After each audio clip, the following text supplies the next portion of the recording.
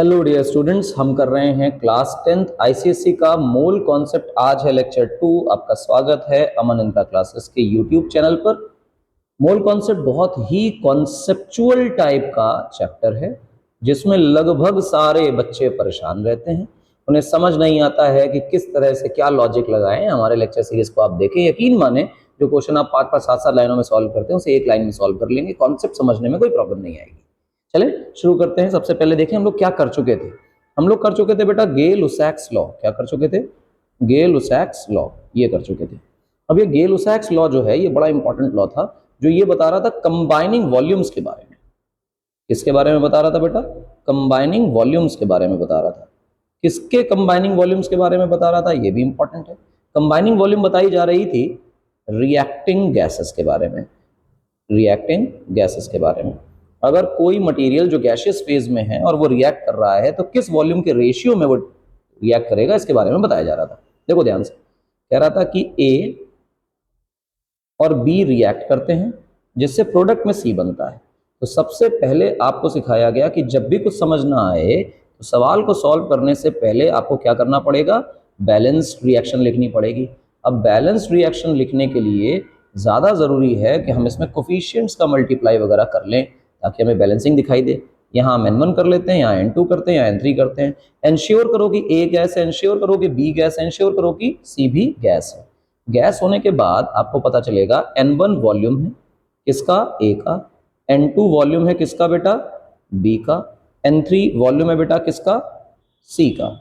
N1 N2 N3 volume है सी का। लेकिन आप देखो ए बी सी के वॉल्यूम वो वॉल्यूम नहीं है जो आपने बीकर में ले रखे हैं, किसी कंटेनर में ले रखे हैं, वो नहीं। ये वॉल्यूम है रिएक्टेड, यानी कितना वॉल्यूम रिएक्शन में कंज्यूम हुआ। ये भी वॉल्यूम है रिएक्टेड, कितना वॉल्यूम रिएक्शन में कंज्यूम हुआ। मान लो 2 लीटर कंज्यूम हुआ, आपने 6 लीटर लिया था तो 6 लीटर नहीं लिखा है, ये जितना कंज्यूम हुआ वो लिखा है। और ये वॉल्यूम है सी का प्रोड्यूस्ड। और लॉ कहता था ये जो रेशियोज हैं इन वॉल्यूम्स के वो हमेशा कैसे रहेंगे? सिंपल रेशियोज रहेंगे। दूसरी बात, लिक्विड्स एंड सॉलिड्स के लिए हम लोग वॉल्यूम को हमेशा क्या मान लेते थे? जीरो। ऐसा नहीं कि लिक्विड सॉलिड का वॉल्यूम जीरो है। गे-लुसैक लॉ सिर्फ गैसेस के बारे में बात करता है और अगर गैस अवेलेबल नहीं है, लिक्विड सॉलिड अवेलेबल है तो गैस नहीं है, इसलिए जीरो मानते हैं। खैर ये सब बातें हम कर चुके थे पहले भी, इसलिए आज के लेक्चर की शुरुआत करते हैं। देखो क्या है, 20 ml of hydrogen, 10 ml of carbon monoxide and 20 ml of oxygen, 3 gases एक साथ एक्सप्लोड हो रही हैं। यानी कि ऑक्सीजन हाइड्रोजन को भी कंबस्ट करेगा और यही ऑक्सीजन कार्बन मोनोऑक्साइड को भी कंबस्ट करेगा। ये इंपॉर्टेंट है। तो हाइड्रोजन, कार्बन मोनोऑक्साइड और ऑक्सीजन को एक्सप्लोड किया गया एक साथ। What will be the volume of composition of the mixture of gases after cooling to room temperature? सबसे पहली बात कि हाइड्रोजन और कार्बन मोनोऑक्साइड इन दोनों को ऑक्सीजन के साथ एक्सप्लोड किया, यानी कि हाइड्रोजन ऑक्सीजन समोसा खाएंगे, एक्सप्लोड होंगे तो H2O बनाएंगे। कार्बन मोनोऑक्साइड और ऑक्सीजन साथ में समोसा खाएंगे तो कार्बन डाइऑक्साइड बनाएंगे।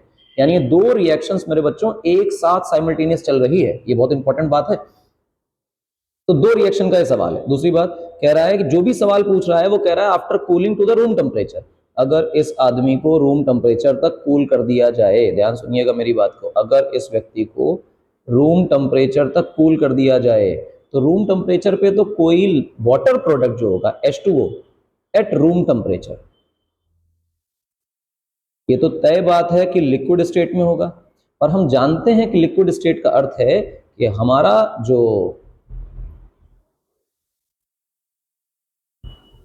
वाटर है वो वाटर किसी कीमत पर गैस नहीं रह जाएगा। तो वाटर के लिए हमें वॉल्यूम के बारे में विचार नहीं करना है, ठीक है। तो दो इक्वेशंस अलग अलग हैं और दोनों को सॉल्व करना है। सॉल्व करना शुरू करते हैं बच्चों, ध्यान से देखिए। सबसे पहले हम लिखते हैं अपने हाइड्रोजन बाबा को और फिर लिखते हैं अपनी ऑक्सीजन दीदी को, और इससे बनता है बेटा हमारे पास जल। जब इसको समोसा खिलाते हैं, प्रेशर बढ़ाते हैं, 2 यहाँ मल्टीप्लाई करो, 2 यहाँ मल्टीप्लाई करो। ऐसा करने से रिएक्शन जो है वो कैसी होगी बेटा? बैलेंस्ड रिएक्शन हो गई। हमने सीख रखा है कि रिएक्शन जब तक बैलेंस नहीं होगी तब तक गे-लुसैक लॉ काम नहीं करेगा। दूसरी बात, चर्चा रूम टेम्परेचर पर हो रही है। इस कारणवश रूम टेम्परेचर होने के वजह से ये किस स्टेट में पाया जा रहा है? लिक्विड स्टेट में। लिक्विड स्टेट का मतलब है कि वॉल्यूम कितना हो गया वाटर का? जीरो हो गया, ठीक है। यानी चर्चा इन दोनों की करनी है। अब 20 ml हाइड्रोजन दिया है और 20 ml ऑक्सीजन दिया है। यहाँ पे चाहो तो लिख लो कि हाइड्रोजन जो है वो 20 ml है ऑक्सीजन जो है वो 20 ml है, और अगर तुम कार्बन मोनोऑक्साइड देखोगे तो वो 10 ml सवाल में दे रखा है। ठीक है मेरी बात? हाँ, हमने सिखाया था लास्ट लेक्चर में कि अगर दोनों कंबाइनिंग गैसेस का वॉल्यूम दिया हो तो यहां पर कॉन्सेप्ट चालू होता है लिमिटिंग रिएजेंट का। किसका बेटा? लिमिटिंग रिएजेंट का। याद रखिएगा, अगर दोनों का वॉल्यूम दिया है तो लिमिटिंग रिएजेंट का कॉन्सेप्ट आता है। तो लिमिटिंग रिएजेंट के लिए क्या करते हैं, देखो 20 ml ये दिया गया वॉल्यूम है और 20 ml ये दिया गया वॉल्यूम है ऑक्सीजन और हाइड्रोजन दोनों का। अब बड़े इत्मीनान से मेरी बात को समझेंगे तो बेहतर समझ में आएगा क्या कि दिया गया वॉल्यूम डिवाइडेड बाय रिएक्शन वाला वॉल्यूम, दिया गया वॉल्यूम डिवाइडेड बाय रिएक्शन वाला वॉल्यूम। ठीक, देखो ध्यान से, ये दिया गया वॉल्यूम है और ये रिएक्शन वाला वॉल्यूम है। ऑक्सीजन के लिए देखो, ये दिया गया वॉल्यूम है और ये रिएक्शन वाला वॉल्यूम है। ये बराबर आना चाहिए, तब तो वो बराबर बराबर रिएक्शन कर रहे हैं। पर अगर ये बराबर ना आए, देखो ध्यान से, क्या ये छोटा है? हाँ सर छोटा है। तो जो भी जिसका भी ये नंबर छोटा आएगा वो आदमी हमारे लिए लिमिटिंग रिएजेंट होगा। यानी इस रिएक्शन में हमारे हाइड्रोजन बाबा जो हैं वो लिमिटिंग रिएजेंट है। लिमिटिंग रिएजेंट वो होते हैं जो कंप्लीटली कंज्यूम हो जाते हैं, यानी कि हमारे लिए हमारे हाइड्रोजन बाबा जो हैं वो कंप्लीटली कंज्यूम हो गए होंगे। क्या हो गया होगा?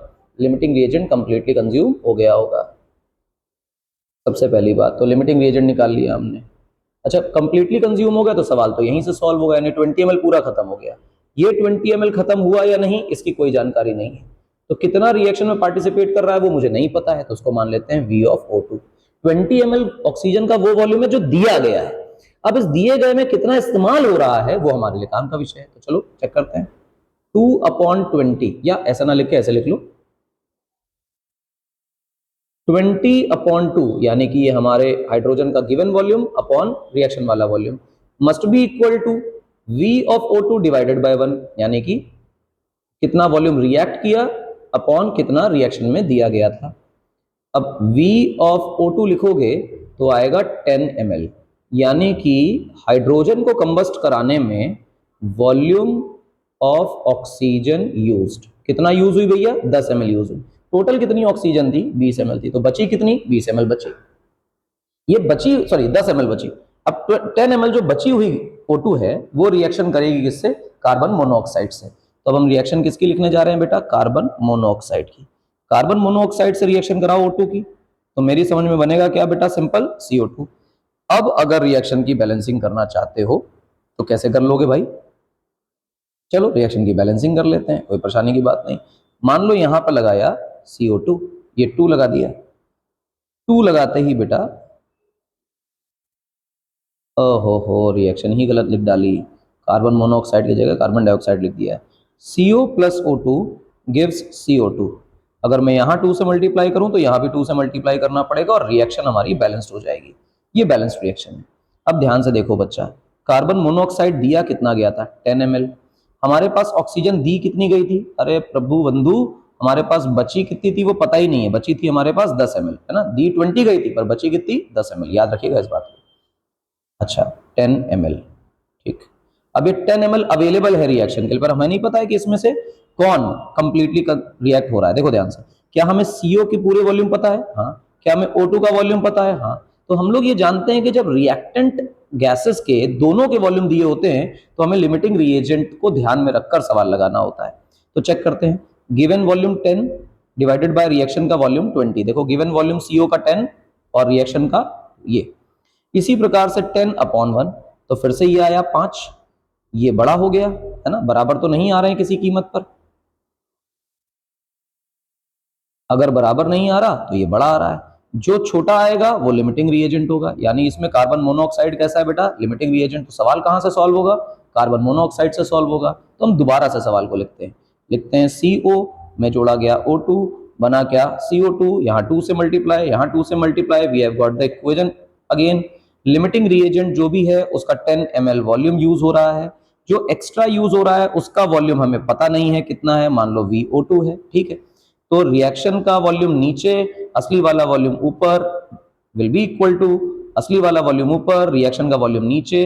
तो मेरे हिसाब से VO2 वुड बी 5 ml। तुम कहोगे ठीक है, अच्छी बात निकाल लिया। ये वो वॉल्यूम है ऑक्सीजन का जो यूज हुआ, वॉल्यूम ऑफ O2 यूज्ड। देखो ध्यान से, हाइड्रोजन को जलाने में 10 ml इस्तेमाल हुआ था, कार्बन मोनोऑक्साइड को जलाने में 5 ml इस्तेमाल हुआ है। इसका अर्थ ये है कि अगर मैं कहूं O2 यूज्ड तो तुम कहोगे कि 15 ml, 10 इधर 5 इधर। क्लियर है मेरी बात? जवाब है हाँ, बहुत ही बढ़िया बात है। तो O2 अनरिएक्टेड, कितना O2 रिएक्ट नहीं किया? 5 ml रिएक्ट नहीं किया, क्योंकि टोटल 20 था और 15 रिएक्ट कर गया तो बचा कितना? 5 ml बचा। बहुत बढ़िया बात। अगली बात ध्यान से सुनो। अगली बात वो तुमसे ये कहना चाहता है कि साहब वाटर कितना बना, तो हम कहेंगे वाटर वाटर कुछ नहीं बना, जीरो बना। कहोगे कैसे? अबे वो भाई वाटर तो लिक्विड हो गया ना, तो उसके वॉल्यूम की चर्चा नहीं करते हैं। अब चर्चा करते हैं CO2 कितना बना, क्योंकि CO2 है तो गैस। तो यही काम यहाँ सॉल्व करते हैं। देखो बेटा ध्यान से, हम लिखते हैं लिमिटिंग रिएजेंट से ही क्वेश्चन को सॉल्व करना है। लिमिटिंग रिएजेंट का 10 ml दिया हुआ वॉल्यूम है और 2 कोफिशिएंट है, मस्ट बी इक्वल टू कितना वॉल्यूम CO2 का बना अपॉन कोफिशिएंट। इसको काट दीजिए, तो वॉल्यूम ऑफ CO2 कितना बन रहा है बेटा? 10 ml। सीधा सीधा लिख दीजिए।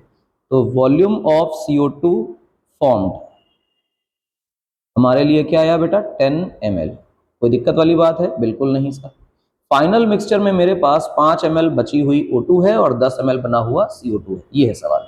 क्लियर है? बिल्कुल क्लियर है। आइए, एक नया लॉ है जिसको हम लोग नाम देते हैं अवोगाड्रोस लॉ। क्या नाम देते हैं बेटा?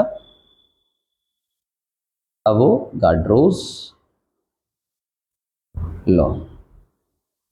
अवोगाड्रोस लॉ क्या कहता है वो समझो। अवोगाड्रोस लॉ ये कहता है कि equal volumes of all the gases, चाहे मोनोएटॉमिक हो, चाहे डायटॉमिक हो, चाहे ट्राइएटॉमिक हो, कुछ भी हो, similar conditions of temperature and pressure पर सेम नंबर ऑफ मॉलिक्यूल्स रखती हैं। इसका मतलब क्या हुआ कि मेरे पास A गैस है, मेरे पास B गैस है, इसका प्रेशर P, इसका टेम्परेचर T, तो इसका भी प्रेशर P, इसका टेम्परेचर T।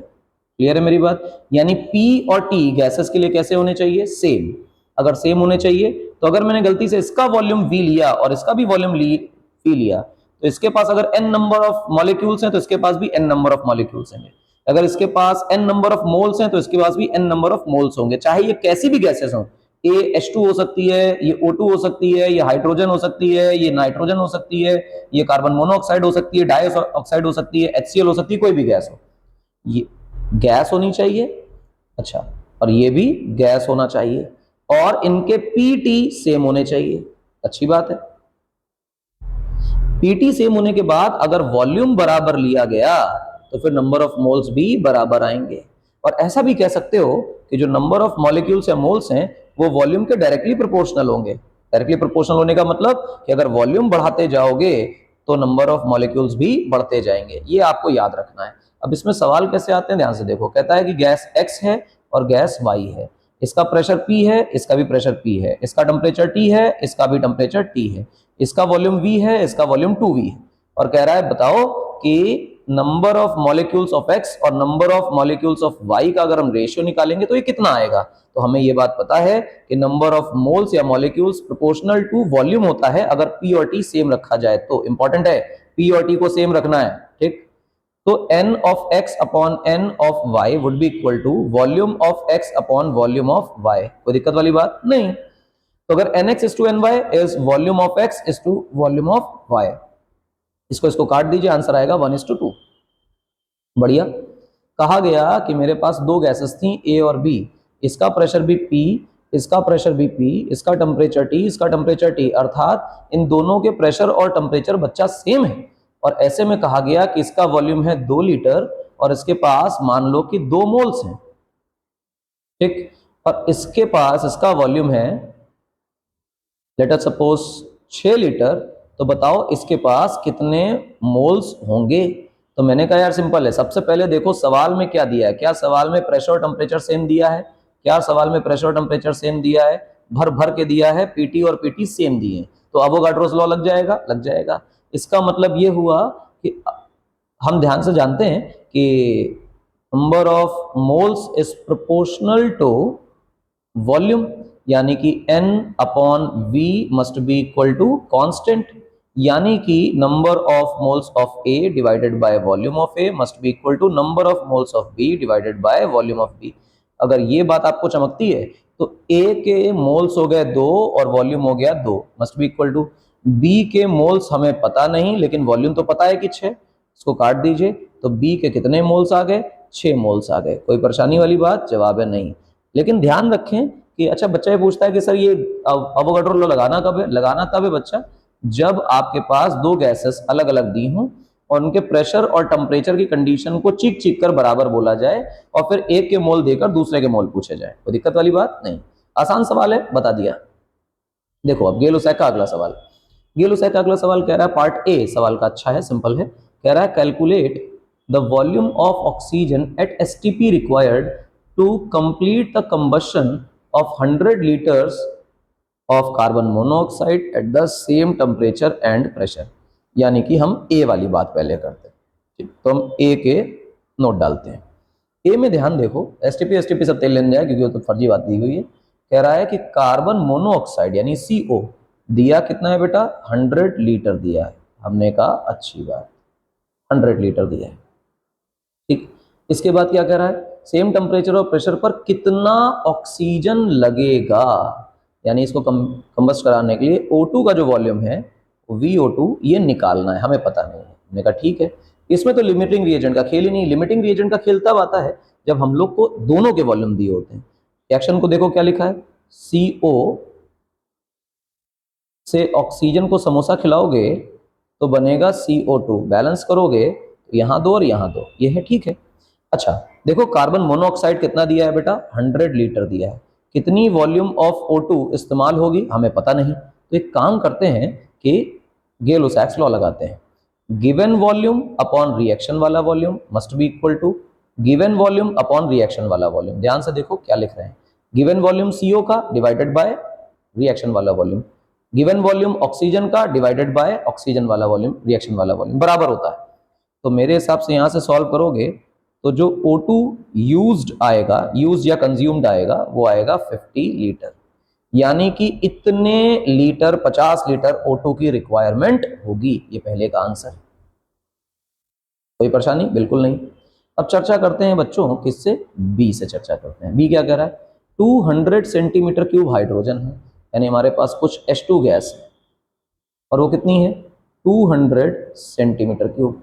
और 150 सेंटीमीटर क्यूब क्या है बेटा? ऑक्सीजन। तो हमने कहा O2 गैस कितनी है बेटा? 150 सेंटीमीटर क्यूब। उसको मिक्स किया गया और इग्नाइट किया गया, जैसी रिएक्शन लिखी है। हमेशा ध्यान रखें किताब में अगर सवाल दिया हो तो फर्स्ट ऑफ ऑल उससे इक्वेशन एक्सेट्रा नोट करें खुद से और अपने पास लिखी हुई चीज से क्वेश्चन को सॉल्व करें, है ना। बढ़िया बात। क्या कह रहा है? कह रहा है कि what volume of oxygen remains unreacted, कितना वॉल्यूम ऑक्सीजन का अनरिएक्टेड रह जाता है। ध्यान से देखो, क्या मेरे पास दो रिएक्टिंग गैसेस हैं? हाँ, ये भी गैस है और ये भी गैस है। क्या एक का हमारे पास दिया हुआ है? हाँ। क्या दूसरे का वॉल्यूम भी दिया हुआ है? हाँ। अबे यहाँ पे लिमिटिंग रिएजेंट का कॉन्सेप्ट चालू हो जाता है।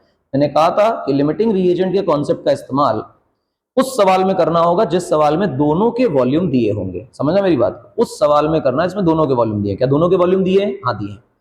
हाइड्रोजन दी हुई है 200, ऑक्सीजन दी है 150। तो मैं कहता हूं चेक कैसे करते हैं? चेक कैसे करते हैं? जो असली वाला वॉल्यूम गिवन है डिवाइडेड बाय रिएक्शन वाला वॉल्यूम, ये हाइड्रोजन के लिए है। असली वाला वॉल्यूम जो गिवन है डिवाइडेड बाय रिएक्शन वाला वॉल्यूम जो ये है, ये O2 के लिए। क्या ये बराबर आ रहे हैं? जवाब है नहीं, ये आया 100। मेरे हिसाब से ये बड़ा है। तो जिसका कम निकलेगा, जिसका कम निकलेगा वो क्या होगा बेटा? Limiting reagent. लेकिन इस्तेमाल करते हुए ध्यान देना कि असली वाला ऊपर लिखना है, रिएक्शन वाला नीचे लिखना है। असली वाला ऊपर लिखना है, रिएक्शन वाला नीचे लिखना है। तो हाइड्रोजन हमारे लिए लिमिटिंग रिएजेंट है, तो हम कहेंगे H2 इज लिमिटिंग रिएजेंट। ठीक है, अब रिएक्शन को दोबारा लिखते हैं आपके लिए। देखो ध्यान से, अगर लिमिटिंग रिएजेंट है तो मेरे हिसाब से हाइड्रोजन का 200 सेंटीमीटर क्यूब पूरा इस्तेमाल हो जाएगा, पर O2 कितना इस्तेमाल होगा ये थोड़ी पता है हमें। बात तो सही है, O2 का इस्तेमाल होगा नहीं पता, तो एक काम करो, असली वाला ऊपर, रिएक्शन वाला नीचे, असली वाला ऊपर, रिएक्शन वाला नीचे। तो मेरे हिसाब से आंसर आ गया V of O2 used would be equal to 100 centimetre cube. ये जो इक्वेट करके हम लोग निकाल रहे होते हैं ना, मैंने पिछले लेक्चर में बताया है और आज भी हम लोगों ने किया, जब इक्वेट कर रहे होते हैं तो उसका मतलब होता है कि कितना वॉल्यूम इस्तेमाल हो गया। ये वो वॉल्यूम है जो सच में यूज हो गया, ठीक है ना, तब इक्वेट कर देते हैं। 100 इस्तेमाल हो गया, मुझे बताओ कितनी O2 तुम्हारे पास थी? 150 centimetre cube O2 was there, और उसमें से 100 सेंटीमीटर क्यूब O2 जो है वो क्या हो गई बेटा? यूज हो गई। तो अनरिएक्टेड कितनी रह गई? अनयूज्ड कितनी रह गई? मेरे हिसाब से तो 50 सेंटीमीटर क्यूब रह गई। जवाब है हाँ। बहुत बढ़िया। अगला सवाल देखते हैं। कह रहा है what volume of oxygen would be required to burn completely 400 ml of acetylene, also calculate the volume of CO2 produced. सबसे पहले इसमें रिएक्शन को लिखते हैं। देखो एसिटिलीन है, ऑक्सीजन है, साथ में बैठा के इन्हें समोसा खिलाओगे तो मैंने बताया था हाइड्रोकार्बन जब रिएक्ट करते हैं तो CO2 और H2O बनाते हैं। सवाल में खुद लिख कर दे रहा है कि H2O लिक्विड है, मतलब इसके वॉल्यूम को हम लोग 0 मानकर चलेंगे क्योंकि लिक्विड है, गैस नहीं है। अब रिएक्शन को बैलेंस करें, 2 इधर, 5 इधर, 4 इधर, 2 इधर। अच्छा इतनी जल्दी कैसे बैलेंस करें? भाई सवाल लिख कर मिला है भाई, ठीक है ना, तो उसमें कोई नेतागिरी नहीं करनी। अच्छा अब कह रहा है कि जो एसिटिलीन है वो कितनी दी हुई है? वो दी हुई है 400 ml, और कितनी ऑक्सीजन यूज होगी उसके बारे में कोई जानकारी नहीं है, कितनी CO2 फॉर्म होगी उसके बारे में कोई जानकारी नहीं है। तो यहाँ पे नो लिमिटिंग रिएजेंट केस आ रहा है, यानी किसी प्रकार से कोई लिमिटिंग रिएजेंट केस का कॉन्सेप्ट बन ही नहीं रहा क्योंकि एक का ही वॉल्यूम दिया है, सबके वॉल्यूम इन्होंने दिए ही नहीं है। जब सबके वॉल्यूम नहीं देगा तो इसका मतलब है कि लिमिटिंग रिएजेंट कॉन्सेप्ट नहीं लगाना है। सवाल को सॉल्व कैसे करते थे? दिया हुआ असली वॉल्यूम डिवाइडेड बाय रिएक्शन का वॉल्यूम, और दिया हुआ असली वॉल्यूम डिवाइडेड बाय रिएक्शन का वॉल्यूम बराबर होना चाहिए। यानी कि अगर एसिटिलीन के लिए 400/2 है, वही चीज ऑक्सीजन के लिए VO2/5 है। इसको लिखा तो आंसर आया 200, तो VO2 की जगह मेरे हिसाब से आंसर आ रहा है 1000 ml। क्या हमारे पास आंसर आ गया? कितनी ऑक्सीजन यूज हुई? हाँ सर याद आ गया। तो इतनी ऑक्सीजन तो रिक्वायर्ड है। ठीक, अब जरा CO2 के लिए सॉल्व करना पसंद करेंगे क्या? जी हाँ बिल्कुल पसंद करेंगे सर, क्यों नहीं करेंगे। तो जो चीज हम लोग इससे सॉल्व कर रहे थे वही इसके लिए सॉल्व कर लेते हैं।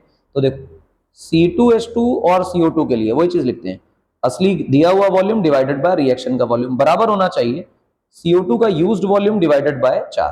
तो ये हुआ 200, और VCO2 को अगर आप देखोगे 4 2 800 सेंटीमीटर क्यूब लिख लो, और चाहो तो जो गिवन एक यूनिट है ml, क्योंकि बराबर ही होते हैं इसलिए लिख सकते हो। तो वो रिक्वायर्ड थी और ये प्रोड्यूस्ड है। क्या सवाल डिफिकल्ट है? जवाब है बिल्कुल नहीं, आसान सवाल है यार, क्या परेशानी है। चलो देखो अगला सवाल। अगला सवाल तुमसे कह रहा है कि 24 cc मार्स गैस है सेंटीमीटर क्यूब, उसको 106 cc ऑक्सीजन से रिएक्ट कराया गया। इसका मतलब यहाँ पर लिमिटिंग रिएजेंट कॉन्सेप्ट आएगा। क्या बात कर रहे हैं आप? दोनों का वॉल्यूम दे दिया ना, तो लिमिटिंग रिएजेंट सोचना है। On cooling the volume, on cooling यानी वाटर भूल जाना है ना। Volume of the mixture becomes 82 cc, of which 58 cc was unchanged oxygen. Which law does the experiment support? Explain with the calculation. चलो calculation करते हैं। गिलोसैक लॉ का सवाल है, कह रहा है कि मार्श गैस है, कितनी दी हुई है? 24 cc दी है, इसमें से रही ऑक्सीजन O2, ये कितनी दी है? 106 cc दी है। इनको बैठा के समोसा खिलाया गया तो बना क्या? CO2 और H2O। बैलेंसिंग कर लेते हैं भाई साहब, है ना। यहाँ लगाया गया 2 और यहाँ लगाया गया 2, बैलेंस हो गई भाई, ठीक है। अब बैलेंस करने के बाद तुम्हें पता है यहाँ 1 है। अब सबसे पहले लिमिटिंग रिएजेंट चेक करेंगे, ठीक है ना।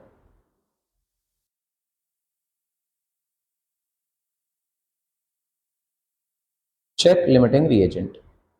हम मेथेन गैस और ऑक्सीजन में चेक करते हैं। मेथेन का गिवन वैल्यू 24 है और रिएक्शन में 1 है। ऑक्सीजन का गिवन वाला 106 है और रिएक्शन में 2 है, ठीक। अब चेक करो, इसको काटो, काटोगे तो आएगा 53। मेरे हिसाब से ये बड़ा है, जो छोटा निकल आता है वही हमारे लिए क्या होता है बेटा? Limiting reagent. बहुत बढ़िया। लिमिटिंग रिएजेंट अगर CH4 है, यानी कि CH4 हमारे लिए कंप्लीटली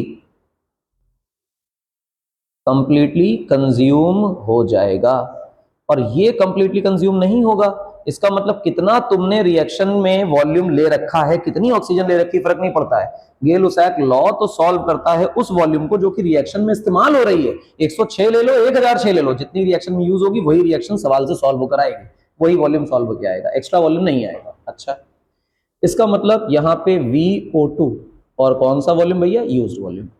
अब सवाल को लिमिटिंग रिएजेंट के हिसाब से सॉल्व करते हैं। गिवन है 24, रिएक्शन में है 1। गिवन है VO2, रिएक्शन में है 2। पल्ले पड़ रहा है क्या बोल रहे हैं? बहुत ध्यान से समझिएगा। कह रहा है बदतमीज कि 106 cc ऑक्सीजन दिया था पर हमने लिमिटिंग रिएजेंट चेक करके देखा कि मेथेन कंप्लीटली यूज हो रही है, और इतनी मेथेन के लिए भैया नहीं चाहिए था ज्यादा हमें, मेरे पास तो 106 एक्स्ट्रा पड़ा है ना।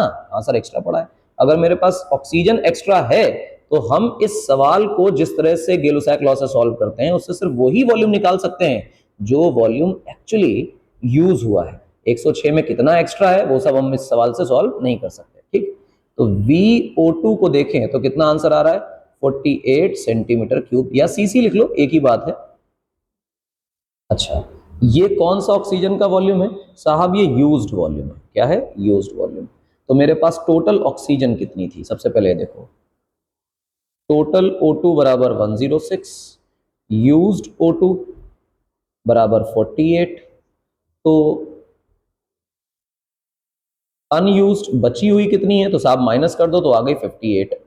देखो सवाल में क्या 58 सीसी दिया हुआ है क्या? हाँ सर दिया हुआ है, बहुत बढ़िया। अच्छा, अब देखो CO2 कितना बन रहा है। हमने कहा ठीक CO2 देख लेते हैं। हम लोग लिमिटिंग रिएजेंट से क्वेश्चन को सॉल्व करते हैं। पिछले लेक्चर में भी सिखाया था। 24/1 लिमिटिंग रिएजेंट का है, VCO2/1, तो VCO2 की जगह कितना आ गया बेटा? 24। बहुत बढ़िया, ध्यान से सुनना मेरी बात को। मार्श गैस पूरी खत्म हो गई, यानी मेथेन कंप्लीटली खत्म हो गया। O2 अनयूज्ड बराबर शायद 58 है, और VCO2 फॉर्म्ड वो है 24। ऐड करोगे 8 4 12, 5 2 7 और 1 8, 82 सीसी। ये वॉल्यूम टोटल आ रहा है फाइनल मिक्सचर का, यानी हमारे पास जो आखिरी में गैसेस बची हैं 58 ऑक्सीजन है, 24 CO2 है। चेक करो, क्या ये आदमी 82 सीसी ही कह रहा है? अरे वाह, यानी जो कुछ भी इसने डेटा सवाल में दिया है वो सारा इस कैलकुलेशन को करके बता रहा है कि जो कुछ भी हो रहा है वो गेल-लुसैक्स लॉ के अकॉर्डिंग हो रहा है। सब किसके अकॉर्डिंग हो रहा है? गेल-लुसैक्स लॉ के अकॉर्डिंग हो रहा है, यानी ये जो गिवन डेटा है वो गेल-लुसैक्स लॉ को सपोर्ट करता है। ठीक है, आंसर आ गया, यही बताना था। सवाल देखो क्या कह रहा है।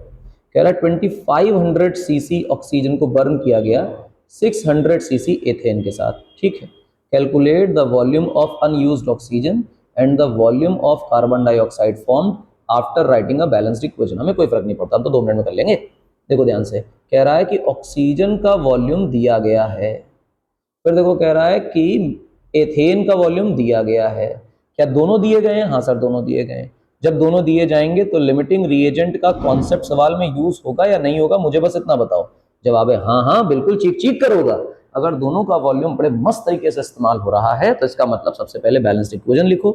एथेन का मतलब C2H6, ऑक्सीजन मतलब O2, साथ में बिठाओ, समोसा खिलाओ, इग्नाइट करो तो बनेगा क्या? कार्बन डाइऑक्साइड और वाटर वेपर। ये आपकी इक्वेशन है। आपने कहा इसमें क्या खराबी है? खराबी कोई नहीं, बस देखते जाओ, आनंद की अनुभूति होती रहेगी। बैलेंसिंग करने की कोशिश करते हैं। देखो यहां पर 6 हाइड्रोजन है, तो यहां पे मुझे 6 बनाने के लिए 3 से मल्टीप्लाई करना है। 3 से मल्टीप्लाई करने पे ये जो ऑक्सीजन है ये ऑड हो जाएगी, और ऑड होने के बाद यहां ऑड होने का कोई लॉजिक नहीं, 2 लिखा हुआ है, जिस भी नंबर से मल्टीप्लाई करेंगे सब इवन रहेगा, तो फिर बैलेंस ऑक्सीजन कभी नहीं हो पाएगा। इसलिए हम कोशिश करेंगे कि ये जो हमारी ऑक्सीजन है ये एनी हाउ इवन रहे। क्या रहे बेटा? इवन, याद रखना। तो इसलिए यहां पे इसका मल्टीप्लाई कर देते हैं 2 से। 2 से मल्टीप्लाई करने पे इधर जो हाइड्रोजन है वो हो गया 12, और 12 होने पे यहां मल्टीप्लाई किया तो 6 से हो गया 12। ठीक है, अब कार्बन देखो कितने हैं, 2 और 2 4, तो यहां मल्टीप्लाई कर लेंगे किससे बेटा? 4 से। बढ़िया लगा, कार्बन बैलेंस हो गया। अब ऑक्सीजन को देखो, 4 2 8 ऑक्सीजन, देखो ध्यान से, 4 और 2 8 ऑक्सीजन, और 8 और 6 14 ऑक्सीजन, तो यहाँ मेरे हिसाब से 7 आंसर आ रहा है। कोई परेशानी वाली बात बिल्कुल नहीं, ये बैलेंसिंग का तरीका है। इस वाटर वाले ऑक्सीजन को देखना होता है हमेशा इस बैलेंसिंग में, याद रखना इस बात को। ठीक है, कह रहा है कि इसमें लिया गया 600 सीसी एथेन और 2500 सीसी ऑक्सीजन। हमने का कोई खराबी नहीं है इसमें, कोई दिक्कत नहीं। एक काम करो, पहले चेक करो लिमिटिंग रिएजेंट। तो हम करते हैं चेक फॉर लिमिटिंग रिएजेंट, ये पहले चेक करते हैं। चेक कैसे करेंगे? हम लिखेंगे 600 given volume divided bye 2 reaction वाला वॉल्यूम, ठीक, और 2500 given volume divided bye 7 reaction वाला वॉल्यूम। ठीक, तो ये आंसर आ रहा है 300। कितना आ रहा है 300। और इसको देखोगे तो मेरे हिसाब से 3 से तो ज़्यादा ही जा रहा है यार। हाँ बिल्कुल सच बात है, 7×3 = 21 होता है ना, तो ये 300 पॉइंट समथिंग जा रहा है। अरे वाह, यानी कि ये बड़ा हो गया। जो बड़ा हो गया तो दूसरा वाला क्या हो गया बेटा, लिमिटिंग रिएजेंट। इसका मतलब मेरी जो एथेन है वो क्या है बेटा, लिमिटिंग रिएजेंट है। अगर एथेन लिमिटिंग रिएजेंट है मतलब ये जो 600 है ये कंप्लीटली यूज हो जाएगी, क्योंकि ये कंप्लीटली यूज हो रहा है, और ये कंप्लीटली यूज नहीं होगा, इसलिए मेरे काम का नहीं है। समझे सवाल को कैसे सॉल्व करना है बंधु? जब भी दोनों की वॉल्यूम दिए हों तो आपकी खोपड़ी में चमकना चाहिए कि सॉल्व करके देखो, दिया हुआ वॉल्यूम अपॉन रिएक्शन का वॉल्यूम, दिया हुआ वॉल्यूम अपॉन रिएक्शन का वॉल्यूम, दिया हुआ वॉल्यूम अपॉन रिएक्शन का वॉल्यूम, जिसका भी छोटा आ गया, स्मॉलर आ गया, वही तुम्हारे लिए क्या हो जाएगा, लिमिटिंग रिएजेंट। तो दूसरे के वॉल्यूम को काट दो, लिमिटिंग रिएजेंट का वॉल्यूम काम का है। अच्छा, फिर क्या होगा? फिर कुछ नहीं होगा, हम लोग इसको ऐसे करते हैं और उठा के इधर ले जाते हैं। जब ये हो गया तो सुंदर लगा देखकर। अब हम सवाल को सॉल्व करने की असली तरफ आते हैं। हम लिखते हैं V of O2 used। ये बड़ा इंपॉर्टेंट है, भूलना नहीं मेरे बच्चों, है ना। तो गिवन वॉल्यूम अपॉन रिएक्शन का volume must be equal to used volume upon reaction का वॉल्यूम, ये रहा 300। तो ऑक्सीजन यूज जो होगी वो तो 2100 सेंटीमीटर क्यूब होगी। सब लोग कहेंगे बिल्कुल सच बात है ये तो। अच्छा, अब ध्यान से सुनना मेरी बात को। जो टोटल O2 था वो था 2500 सेंटीमीटर क्यूब। तो मैं अगर तुमको इसी सवाल में कहने लग जाऊं कि अनयूज्ड O2 कितना होगा, तो तुम कहोगे सर 400 सेंटीमीटर क्यूब ऑक्सीजन बच गई, क्योंकि टोटल जो मेरे पास O2 थी वो थी कितनी 25, यूज हो गई 21, तो बचे कितनी 400। बढ़िया। कितना CO2 फॉर्म हुआ, अब उस पे आ जाते हैं। CO2 का फॉर्मेशन भी तो करना है, तो CO2 का फॉर्मेशन कर लेते हैं। ध्यान से देखो कैसे फॉर्मेशन करेंगे। फॉर्मेशन करने के लिए हम कहेंगे इसका CO2 का वॉल्यूम बन रहा है।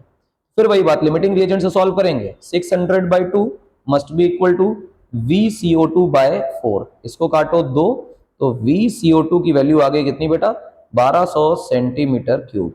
कोई परेशानी वाली बात बिल्कुल भी नहीं, बिल्कुल भी नहीं, बड़ा इंपॉर्टेंट है। क्या पल्ले पड़ा? जी हाँ, ये फॉर्मेशन हुआ है, फॉर्म्ड, ये हुआ है फॉर्म्ड। अच्छा, और सवाल लगाते हैं, आगे देखो क्या कह रहा है।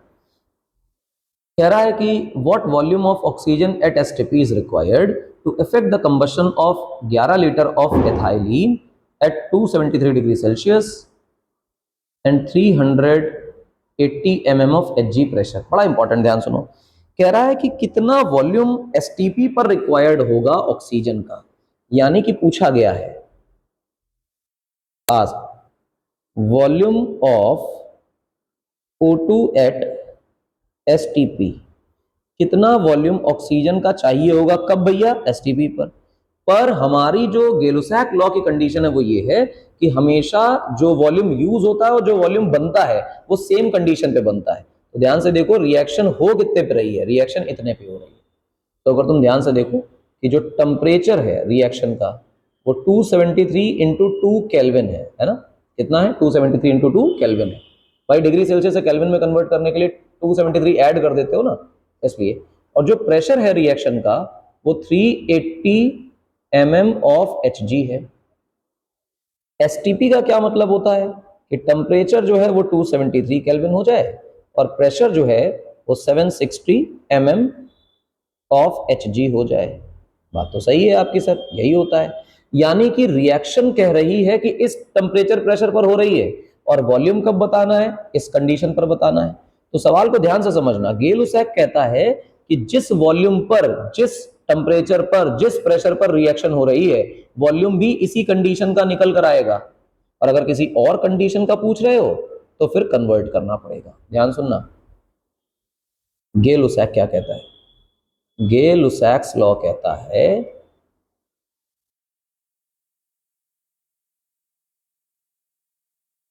जिस कंडीशन पर रिएक्शन हो रही है उसी कंडीशन, और कंडीशन का मतलब प्रेशर और टेम्परेचर, पर वॉल्यूम आएगा। क्या बोला, जिस कंडीशन पर रिएक्शन हो रही है उसी कंडीशन पर वॉल्यूम आएगा। अगर दूसरी कंडीशन पर वॉल्यूम चाहिए तो कन्वर्ट करो। तो क्या करो बेटा, कन्वर्ट करो। अब समझना बात, उसने एसटीपी पर वॉल्यूम पूछा है लेकिन रिएक्शन एसटीपी पर नहीं कराई है, रिएक्शन कराई है नॉर्मल कंडीशन पर जो ये फर्जी लिखी हुई है। यानी हम पहले इस लिखी हुई कंडीशन के हिसाब से सॉल्व करेंगे और उसके बाद उसे कन्वर्ट करेंगे। चलो देखो सवाल क्या है। कह रहा है कि तुम्हारे पास सबसे पहले तो C2H4 एथाइलिन गैस है और उसमें उसने डाला O2, जिनको समोसा खिलाया तो बना क्या बेटा, इससे इससे बना CO2 और H2O। तो बैलेंस करने के लिए अगर तुम ध्यान से देखो तो हम यहाँ पर 2 हाइड्रोजन इधर 2 से मल्टीप्लाई कर दें तो मेरे पास 2 कार्बन यहाँ 2 से मल्टीप्लाई कर दें तो 4 हो गए। अब ऑक्सीजन देखो कितनी है, 2 2 4, 4 और 2 6, 6 का मतलब यहाँ क्या आया बेटा, 3। क्लियर है मेरी बात? जवाब है हाँ, बिल्कुल क्लियर है।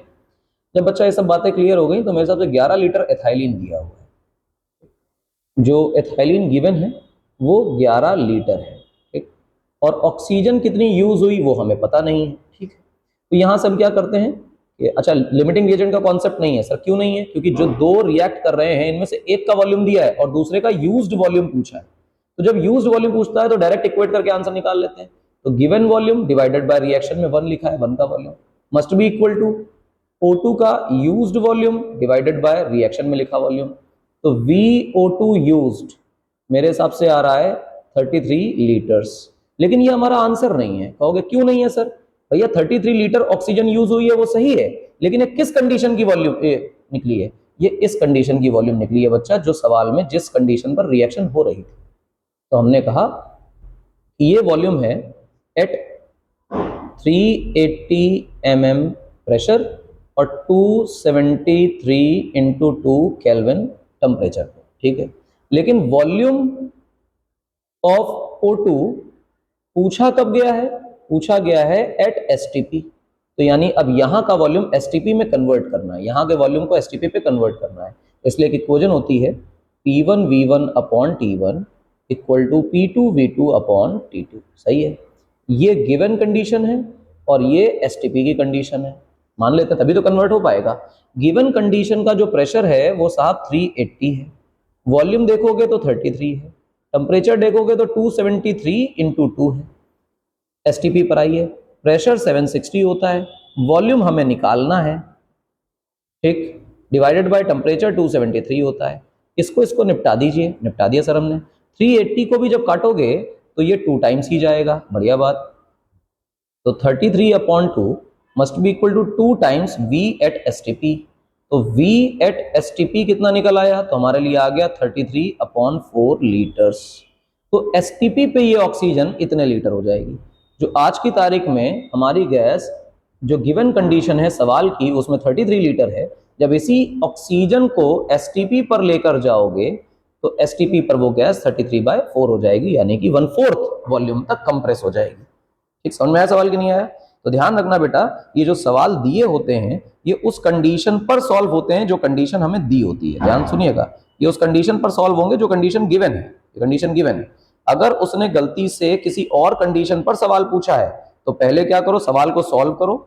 सवाल को सॉल्व करके वॉल्यूम निकालो गिवन कंडीशन पर, और उसके बाद गिवन कंडीशन वाली वॉल्यूम से आज कंडीशन पे कन्वर्ट कर लो। आगे देखो, calculate the volume of HCl formed and chlorine gas required when 40 ml of the methane reacts completely with chlorine at STP at given condition। देखो ध्यान से, कह रहा है कि तुम्हारे पास मेथेन गैस है, फिर 2Cl2 से रिएक्ट करता है, बनाता है CH2Cl2 और बनाता है 2HCl। अब पूछ क्या क्या रहा है वो सब बातें देख लो। कह रहा है calculate the volume of HCl gas formed, यानी इसकी चर्चा कर रहा है, एंड क्लोरीन गैस यूज्ड, इसकी चर्चा कर रहा है, व्हेन 40 ml ऑफ मेथेन, यानी इसकी इक्वेशन दी हुई है। ठीक है, अच्छी बात है।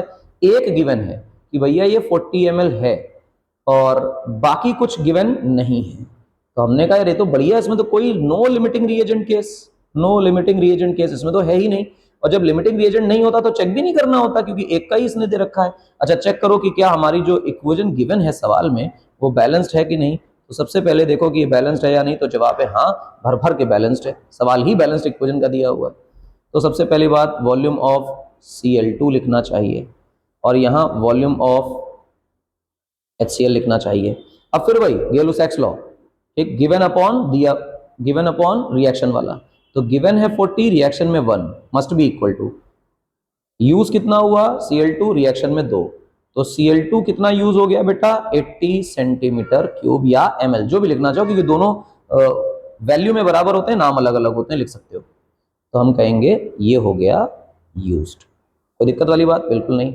अब यही सवाल अगर आप HCl के लिए सॉल्व करें तो देखो, मेथेन के लिए लिखेंगे 40/1 और ये लिख देंगे HCl के लिए volume of HCl gas divided by reaction वाला 2। तो HCl कितना बन रहा है बेटा 80 सेंटीमीटर क्यूब या मिलीलीटर बन रहा है। क्या हमने HCl का भी वॉल्यूम निकाल लिया? जी हाँ, बढ़िया। सवाल सिंपल है, जी हाँ सिंपल है। अगला सवाल देखें, कह रहा है व्हाट वॉल्यूम, ध्यान सुनिएगा, what volume of propane is burned for every 500 centimetre cube of air in the reaction under the same conditions. कोई दिक्कत नहीं है, assuming 1/5 of air is oxygen. तो ध्यान से देखो, सबसे पहले याद रखो कि कंबशन के लिए कौन जिम्मेदार है? क्या एयर जिम्मेदार है कि ऑक्सीजन जिम्मेदार है? एयर जिम्मेदार नहीं, ऑक्सीजन जिम्मेदार है।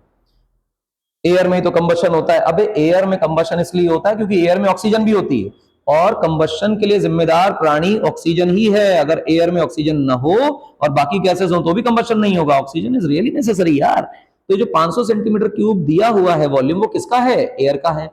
और एयर का 1/5 कौन है? ऑक्सीजन। तो अगर मैं कहूं कि एयर का वॉल्यूम कितना है तो तुम कहोगे 500 सेंटीमीटर क्यूब, बढ़िया बात।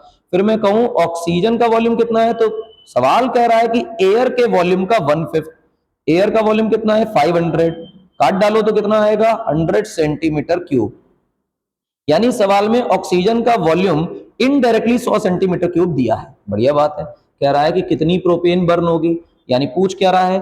पूछ रहा है volume of propane burned. Burn होने का मतलब कितनी यूज हो गई। और हम गे-लुसैक्स लॉ में जो यूज कर रहे हैं वो यूज्ड वॉल्यूम का ही इस्तेमाल कर रहे हैं बेटा। सवाल यूज्ड वॉल्यूम से ही सॉल्व होता है। बढ़िया। रिएक्शन लिखो, रिएक्शन लिखोगे आएगा C3H8 plus 5O2 will give you 3CO2 and 4H2O, that is your balanced equation। ठीक है, अच्छी बात है, बैलेंस्ड इक्वेशन। अब इसको सॉल्व करते हैं, ध्यान से देखो बेटा। ऑक्सीजन गिवन कितनी है बेटा? 100 सेंटीमीटर क्यूब।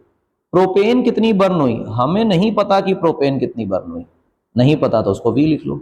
फिर वही गे-लुसैक्स वाला कॉन्सेप्ट लगाओ और लिखो कि वॉल्यूम ऑफ प्रोपेन जो हमें नहीं पता यूज हुई असली वाली, डिवाइडेड बाय रिएक्शन में कितना लिखा है coefficient 1, divided by oxygen use हुई 100 और कोफिशिएंट कितना लिखा है 5, और ये रेशियो हमेशा कैसा आना चाहिए? बराबर। तो VC3H8 propane is 20 centimetre cube. इतना प्रोपेन बर्न हो जाएगा। बहुत बढ़िया। कितनी CO2 बनेगी वो भी चेक कर लेते हैं। तो O2 और CO2 के लिए लिखते हैं 100 O2 यूज हो रही है, 5 उसका कोफिशिएंट है, ये बराबर होना चाहिए। CO2 कितनी बन गई हमें पता नहीं, लेकिन 3 उसका कोफिशिएंट है। बढ़िया, काट डालो तो 20। तो वॉल्यूम ऑफ CO2 फॉर्म्ड कितना आ गया बेटा? 60 या 60 सेंटीमीटर क्यूब। कोई दिक्कत वाली बात? जवाब है नहीं। बहुत बढ़िया। अगले सवाल पे आते हैं बेटा। सवाल ही सवाल है, बौछार सवाल हो गया ना। आज का लेक्चर सिर्फ प्रॉब्लम्स पे है। आइए देखिए, कह रहा है, सवाल पढ़ो। 450 सेंटीमीटर क्यूब नाइट्रोजन मोनोऑक्साइड है, हमने कहा ठीक है, और 200 सेंटीमीटर क्यूब ऑक्सीजन है, ये भी ठीक है।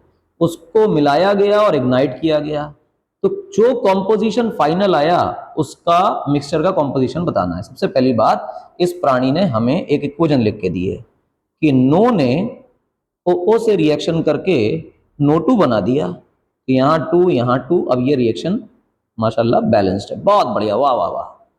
लेकिन ध्यान से देखो कि ये नाइट्रोजन मोनोऑक्साइड का वॉल्यूम भी दे रहा है, यानी NO का वॉल्यूम भी दे रहा है 450 सेंटीमीटर क्यूब, और यही आदमी ऑक्सीजन का वॉल्यूम भी दे रहा है, दैट इज 200 सेंटीमीटर क्यूब। क्या इसने दोनों रिएक्टेंट्स का वॉल्यूम दे रखा है? जवाब है हाँ। जैसे ही दोनों का वॉल्यूम दे देगा तो हम कहेंगे लिमिटिंग रिएजेंट कॉन्सेप्ट यूज होगा। क्या कहा? जैसे ही दोनों का वॉल्यूम दिया तो तुमने क्या किया? लिमिटिंग रिएजेंट कॉन्सेप्ट यूज किया। देखो, क्या ये 450 दे रहा है, क्या ये 200 दे रहा है? अब चेक करते हैं, यहां लिखते हैं चेक फॉर लिमिटिंग रिएजेंट। ध्यान सुनना, असली वाला ऊपर, रिएक्शन वाला नीचे, असली वाला ऊपर, रिएक्शन वाला नीचे। ये लिख रहे हैं नो के लिए, ये लिख रहे हैं O2 के लिए। ध्यान समझना, असली वाला ये, रिएक्शन वाला ये, असली वाला ये, रिएक्शन वाला ये। क्लियर है मेरी बात? अब देखो, ये बन रहा है 225 और ये बन रहा है 100, तो लॉजिकली ये बड़ा है। और जब साहब ये बड़ा है तो कॉमन सेंस है, जो छोटा निकल आया यही तो हमारा लिमिटिंग रिएजेंट है। तो लिमिटिंग रिएजेंट कौन है बेटा? ऑक्सीजन। ऑक्सीजन कम पड़ी है मेरे पास। अच्छा, यानी ये कौन निकल आया साहब? ये निकल आया लिमिटिंग रिएजेंट। यानी ये पूरा का पूरा यूज हो गया, पर ये पूरा यूज नहीं हुआ। ठीक, जो पूरा यूज नहीं हुआ उसका वॉल्यूम काट देते हैं, क्योंकि जो सवाल लगाते हैं बेटा, सवाल लगाने में हमेशा वो वॉल्यूम इस्तेमाल होता है जो वॉल्यूम सच में रिएक्ट किया है। समझे? ये पूरा रिएक्ट नहीं किया। बात को ध्यान से सुनना मेरी, क्या कह रहा हूं। ये पूरा रिएक्ट नहीं किया। जो आदमी पूरा रिएक्ट करेगा, ध्यान सुनना मेरी बात को, जो आदमी पूरा रिएक्ट करेगा वही आदमी लिमिटिंग रिएजेंट कहलाएगा। और दूसरा जो पूरा रिएक्ट नहीं करेगा, हमें क्या पता इसमें से कितना वॉल्यूम रिएक्ट किया है। जब सवाल में इक्वेशन सॉल्व करोगे, सॉल्व करने के लिए यूज्ड वॉल्यूम का इस्तेमाल करते हैं, यूज्ड वॉल्यूम का इस्तेमाल करते हैं। तो हमें नहीं पता कितना इस्तेमाल हुआ, तो हम लिख लेते हैं V ऑफ NO। असली वाला वॉल्यूम यानी V ऑफ NO, NO का मतलब, असली का मतलब कितना रिएक्ट किया, डिवाइडेड बाय कोफिशिएंट बराबर ऑक्सीजन का 200 पूरा यूज हो गया, डिवाइडेड बाय कोफिशिएंट। तो NO कितना इस्तेमाल हुआ सर? 400 सेंटीमीटर क्यूब इस्तेमाल हुआ, यानी हमारा NO 400 सेंटीमीटर क्यूब इस्तेमाल हुआ। NO था कितना? NO ध्यान से देखो, 450 सेंटीमीटर क्यूब था। कितना इस्तेमाल हो गया? 400। तो हम कहेंगे वॉल्यूम ऑफ NO अनयूज्ड। कितना अनयूज्ड है? टोटल था 450, यूज हो गया 400, तो बचा कितना? 50 सेंटीमीटर क्यूब। क्या ये मुश्किल है? जवाब है नहीं। बढ़िया बात। अब इसी रिएक्शन को यहां पर देखो ध्यान से, क्या कह रहा है। ऑक्सीजन से सॉल्व करेंगे। 200 असली है और एक रिएक्शन में, 200 असली है एक रिएक्शन में, must be equal to volume of NO2 कितना बना मालूम नहीं, तो असली है NO2 डिवाइडेड बाय कोफिशिएंट है 2, तो NO2 कितना बन गया भैया? 400 बन गया। बहुत बढ़िया। अब फाइनल मिक्सचर समझना क्या है। मेरे पास 450 सीसी NO थी, 200 सीसी O2 थी। ये हो गई पूरी की पूरी यूज्ड। इसमें से 400 यूज हुई और 50 रेसिडुअल है। रेसिडुअल मतलब अनरिएक्टेड बची हुई, और 400 सीसी NO2 फॉर्म्ड हो गया। तो यानी ये तो पूरा खत्म हो गया और ये भी खत्म हो गया। फाइनली मुझे मिल रहा है 50 NO और 400 NO2, यानी कि 400 सीसी NO2 और 50 सीसी NO अनयूज्ड। ये मेरे पास फाइनल मिक्सचर है। फाइनल मिक्सचर का मतलब ये मेरे पास फाइनल विद्या बची हुई है, बाकी सब नहीं। अच्छा, बहुत बढ़िया। अगला सवाल देखो, 2015 तुम्हारे बोर्ड में पूछा गया सवाल है। कह रहा है कि 6 लीटर हाइड्रोजन है और 4 लीटर क्लोरीन है। अबे ये दोनों दे दिए कि नहीं दे दिए? तो दोनों रिएक्टेंट का वॉल्यूम दिया, तुरंत चमक गया कि लिमिटिंग रिएजेंट कॉन्सेप्ट यूज होगा। ध्यान रखना, जब दोनों दे देगा तो लिमिटिंग रिएजेंट कॉन्सेप्ट यूज होगा।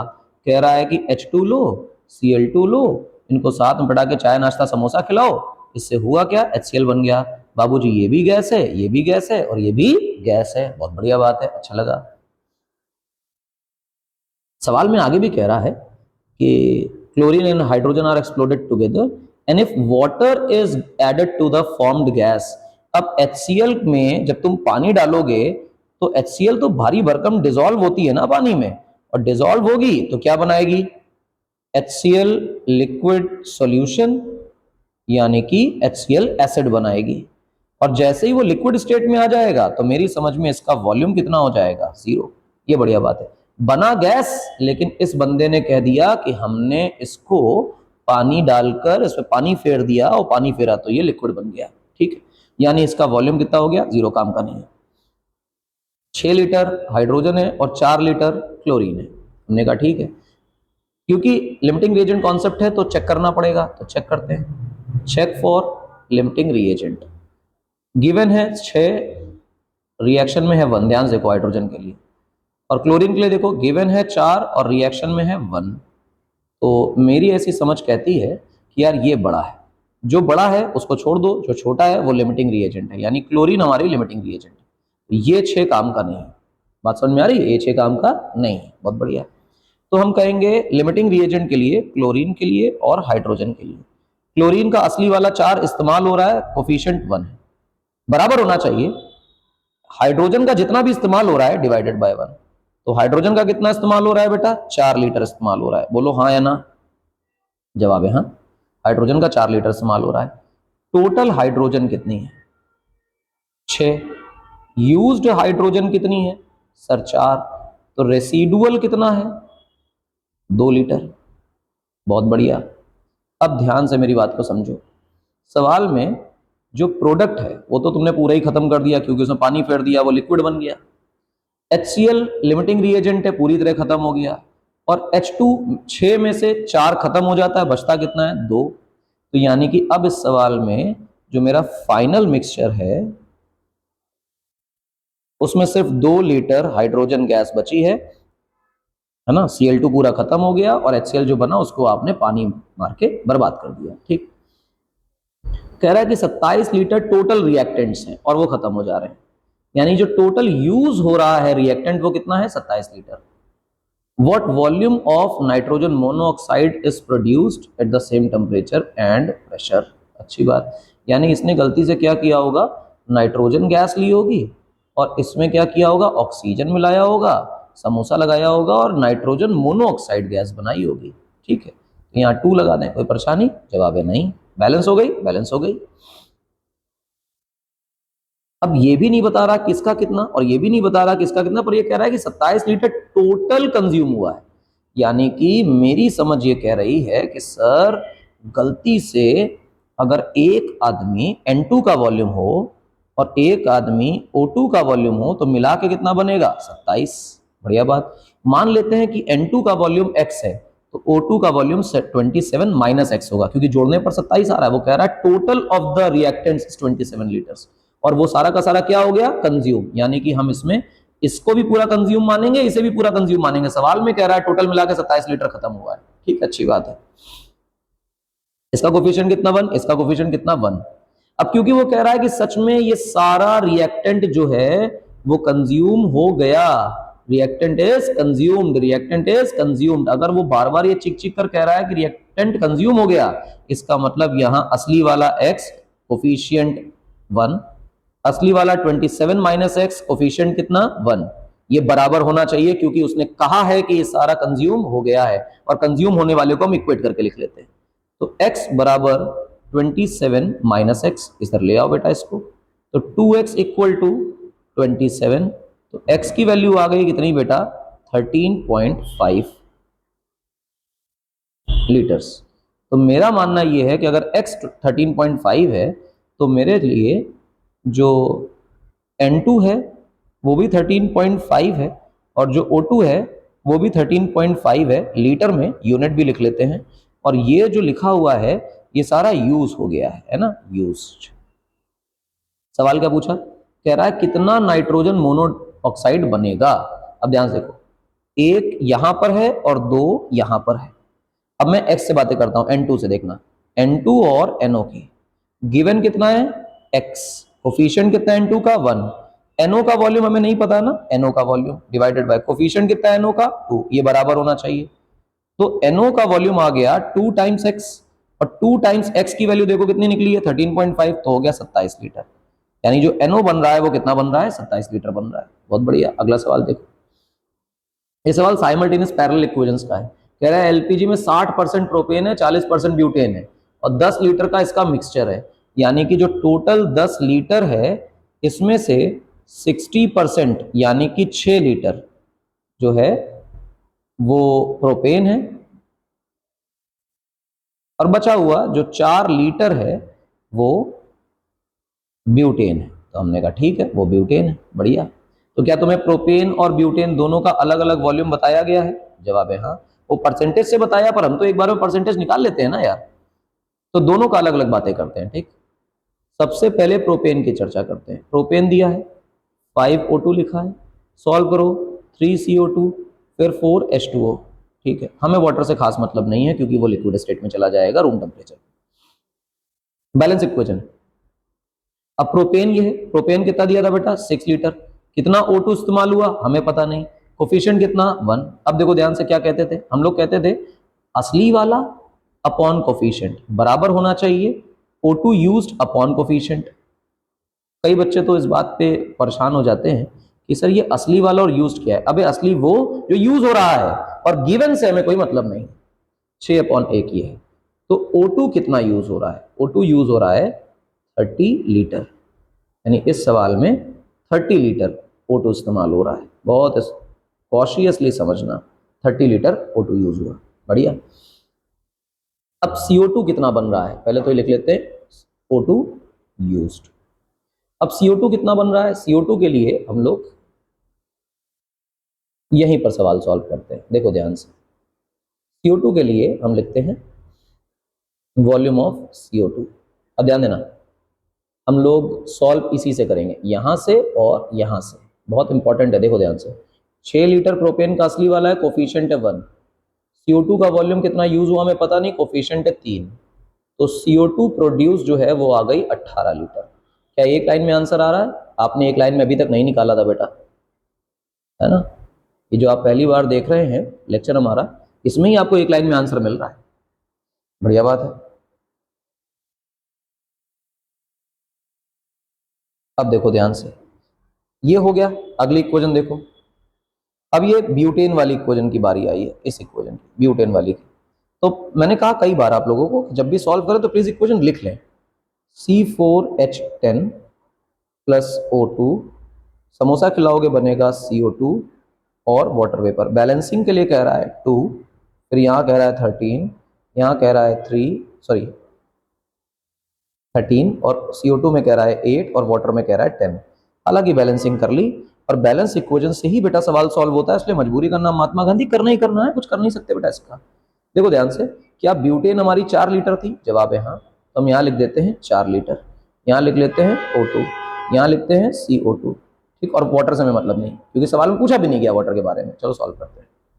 देखो गिवन वाला अपॉन कोफिशिएंट, ब्यूटेन के लिए कोफिशिएंट है, O2 कितना इस्तेमाल हुआ अपॉन कोफिशिएंट, बढ़िया बात, ये 2। तो देखो O2 कितना इस्तेमाल हुआ, मेरे हिसाब से इस्तेमाल हुआ 26 लीटर। क्या आंसर आया? जवाब है हाँ, आंसर आया। अगला सवाल देखो बहुत ध्यान से, अब हम CO2 के लिए सॉल्व करते हैं। वही ब्यूटेन को देखना, ब्यूटेन का 4/2 must be equal to volume of CO2 upon 8। इसको काटो तो 2 आंसर आएगा, और तो CO2 का वॉल्यूम कितना आ जाएगा 16 लीटर। क्या बात। अब ये जो कुछ भी हुआ था सब साइमल्टेनियस हुआ था, सवाल कह रहा है ना साइमल्टेनियसली बर्न, ये वो फलान ढमकाना सब एक साथ तो हो रहा था। और ध्यान से देखो अब क्या कह रहा है, सवाल में कहा जा रहा है कि यहां O2 30 लीटर इस्तेमाल हुई, यहां O2 26 लीटर इस्तेमाल हुई, तो total O2 used equal to 30 plus 26 equal to 56 litre. Total CO2 formed equal to 18 litre, यहां पर 18, इस रिएक्शन में 16 इस्तेमाल हुई, तो आंसर इज 34 लीटर। कितना CO2 बना और कितना ऑक्सीजन इस्तेमाल हुआ, क्या हमने वो बड़ी आसानी से निकाल लिया? जवाब है हाँ, बड़ी आसानी से निकाल लिया। अगर ये हम बड़ी आसानी से निकाल सकते हैं तो लॉजिकली हमारे गेलुसैक लॉ के सवाल तो अटकने वाले नहीं है। What we had done so far is Gay Lussac's law.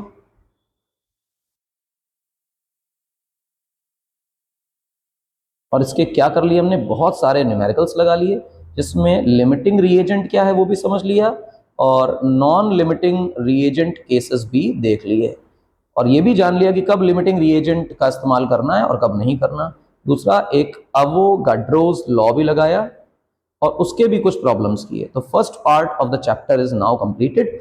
अब हम लोग मिलेंगे बेटा कब, नेक्स्ट लेक्चर में, और नेक्स्ट जो लेक्चर होगा वो बड़े काम का होगा, उसमें हम लोग कोर ऑफ मोल कॉन्सेप्ट पढ़ रहे होंगे। मेरी उम्मीद है कि आपको जो आज का लेक्चर सीरीज था वो समझ में आया होगा। अच्छा लेक्चर था आज का, कई सारे सवाल लगाए। लिमिटिंग रिएजेंट के केसेस को आपको बहुत कॉशियसली पिक करना पड़ेगा, देखना पड़ेगा, समझना पड़ेगा, अदरवाइज आप परेशान होंगे इसमें।